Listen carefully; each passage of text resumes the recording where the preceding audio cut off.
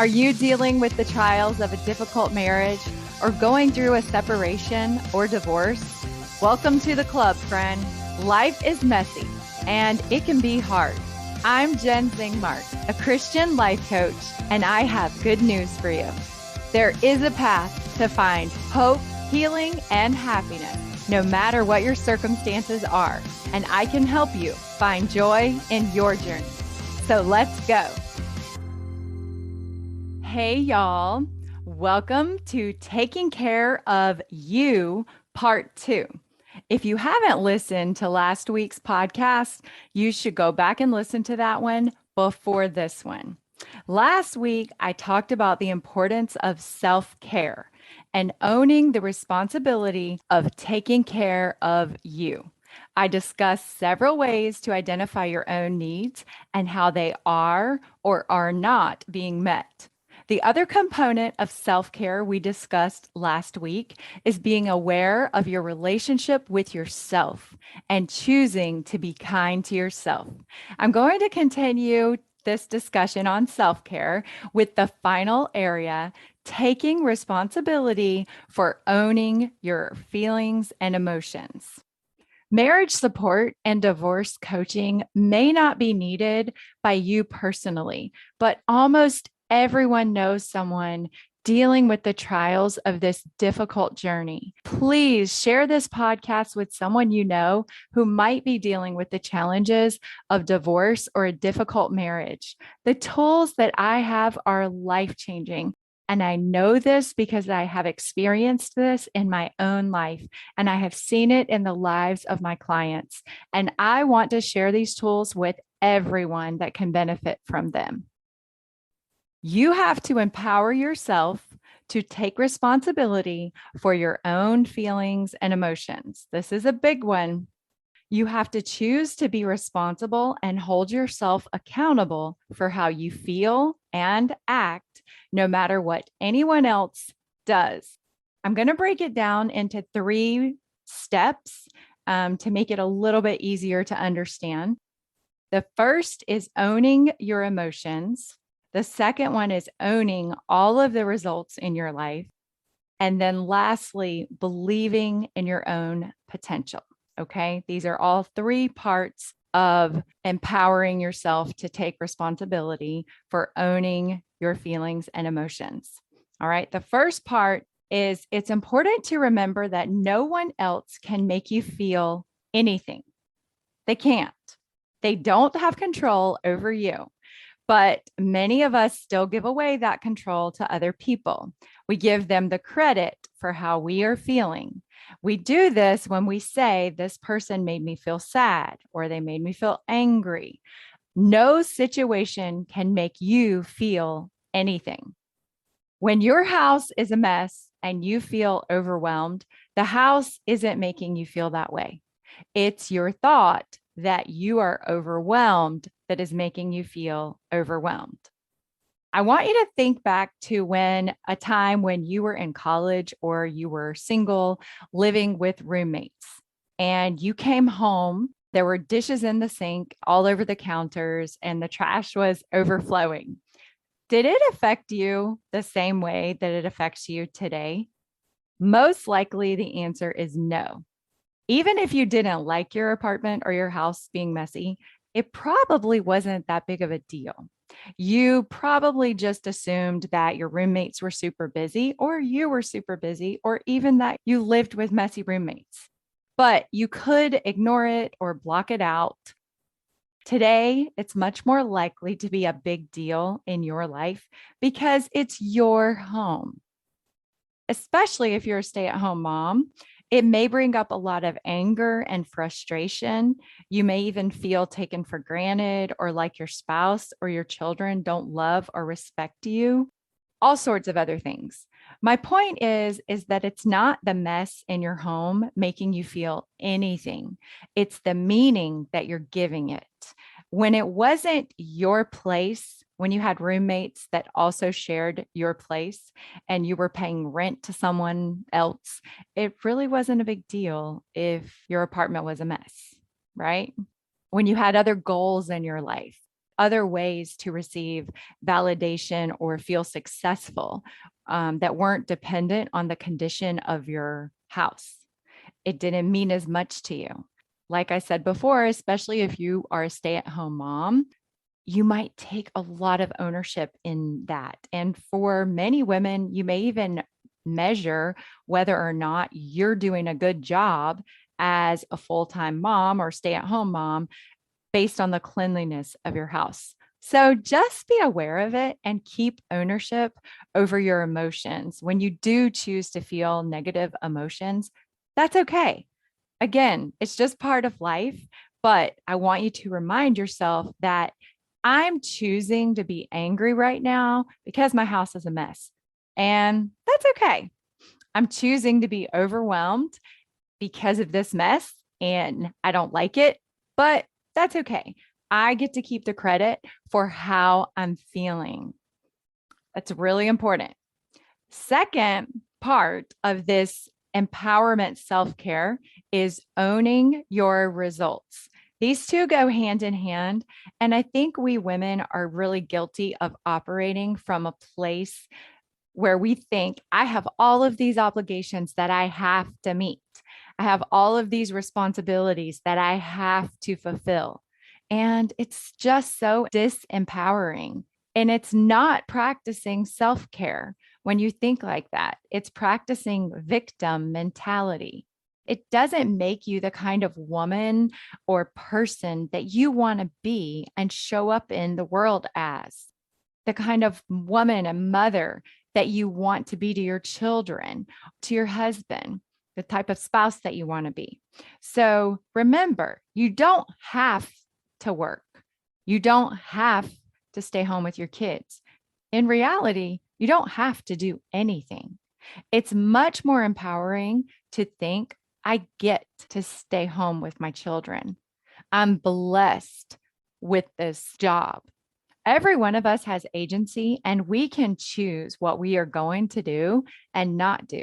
And if you are choosing to stay home with your children, then own that choice. It's okay to own it from a place where you recognize that you're making a sacrifice and maybe it's a difficult choice for you. Keep ownership of it. Take ownership for everything in your life.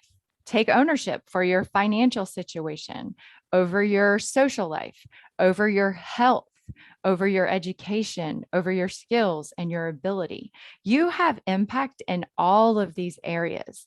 And many people don't want to hear this because it's a lot easier to stay in victim mode and try to make the results in your life be based on your circumstances rather than something that you've contributed to or even created through your own thinking and your feelings and your actions.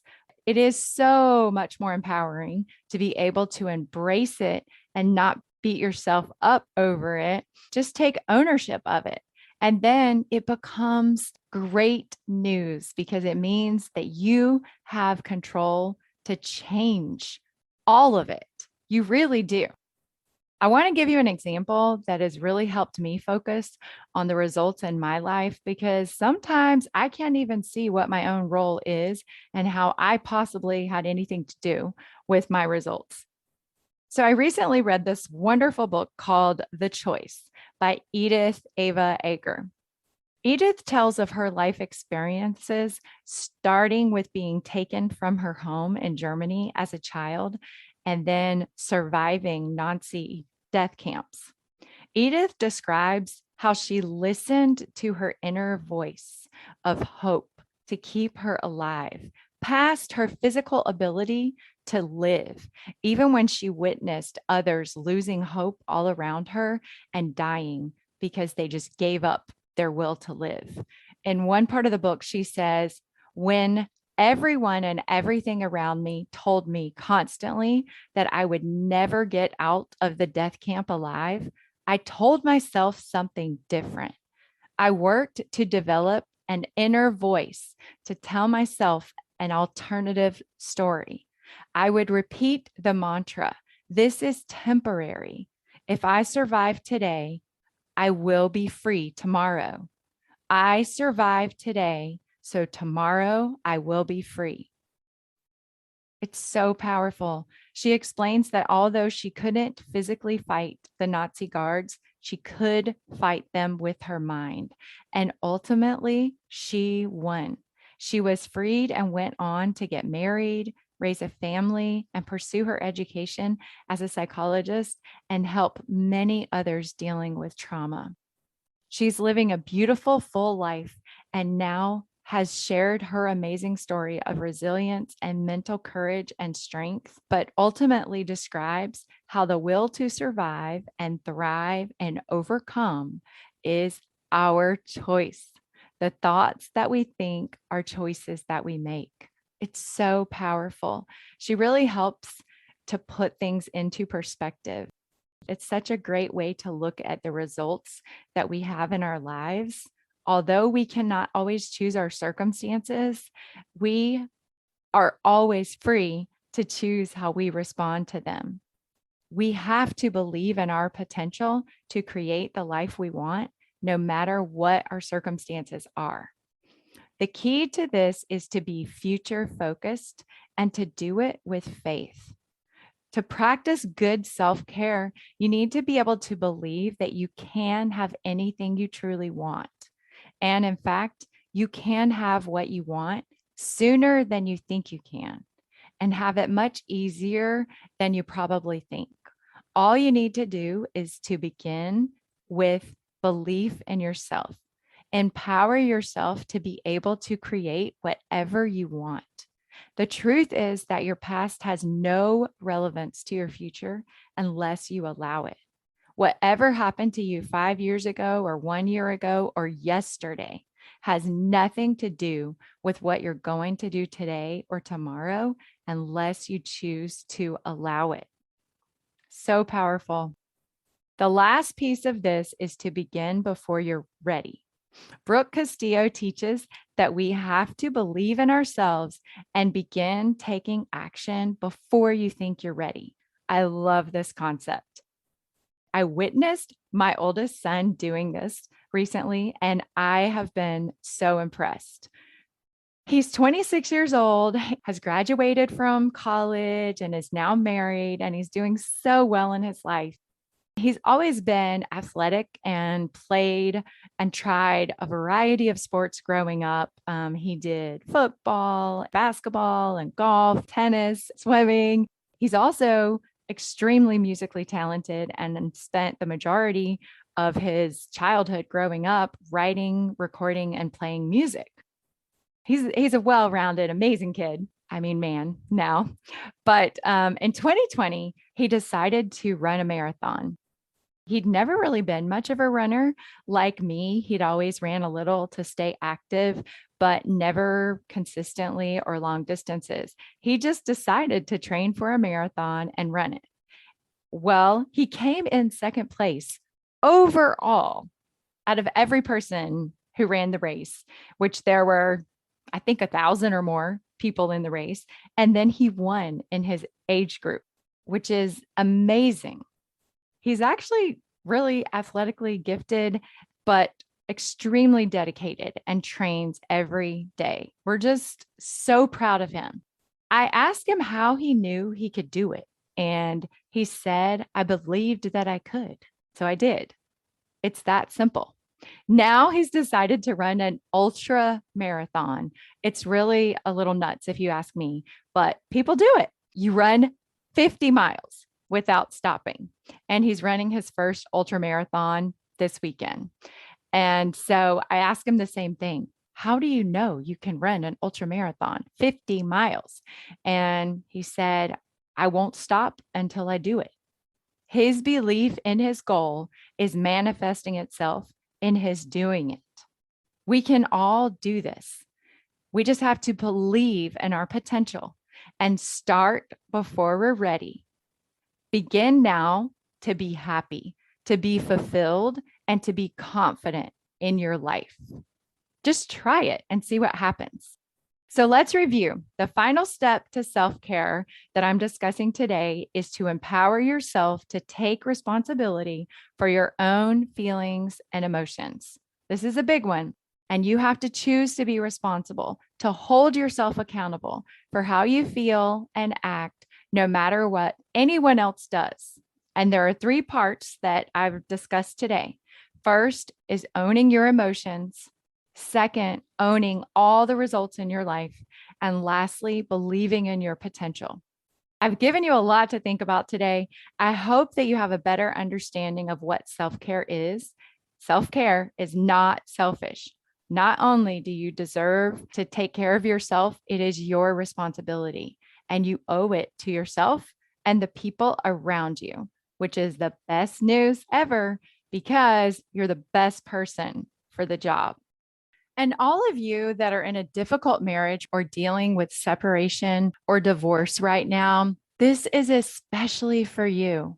Take responsibility of taking care of yourself. Whether you are in a relationship or not, this is your job. It is not your partner's responsibility. If you can learn to do this, it will improve the quality of your life right now. It will improve your current relationships and every relationship that you will have in the future.